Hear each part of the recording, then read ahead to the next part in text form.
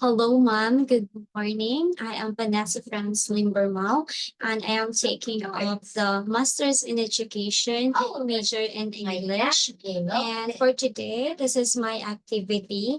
I choose the first one, the number one, which is a mini lecture on a specific aspect of IPA.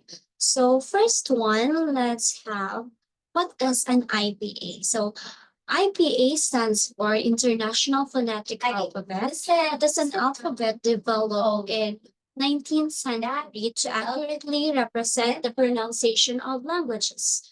One aim to the International Phonetic Alphabet was to provide the unique symbols for each distinctive sounds in language. That is various sounds, every sounds or phonemes. So that serves to distinguish one more from another. It is the most common example of phonetic transcription. So, and the concept of the IPA was first brought by Otto Jefferson in a letter to Paul Passy, the International Phonetic Alphabet Association, and was developed by A.J. Elias, Henry Sweet, Daniel Jones in 19th century. So it is the creator or they are the creator intent was to standardize the spoken language. So let's start our lecture, a mini lecture in specific area or aspect in IPA. So absolutely, the International Phonetic Alphabet focus and fascinating aspect is represent of vowels. So vowels are crucial component of speech and the IPA provides a precise way to transcribe them across languages. Now, one aspect of International Phonetic Alphabet is vowel representation. It is the vowel chart, just like this chart organizes vowel based on their articulatory features, such as tongue heights, tongue backness, and lip rounding, just like this.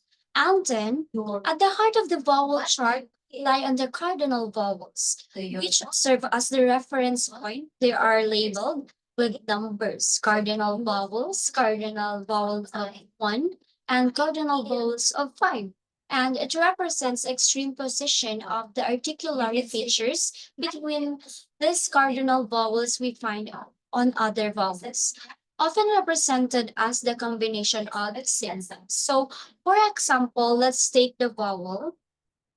It's a mid-high front vowel. The E sound is produced with the tongue raised moderately high in the mouth and pushed forward towards the front in unround meaning of the lips spread. Just like now consider O. It is a mid-high back vowel of the means of the tongue raised and moderately high in the mouth IB. Pushes through towards the back.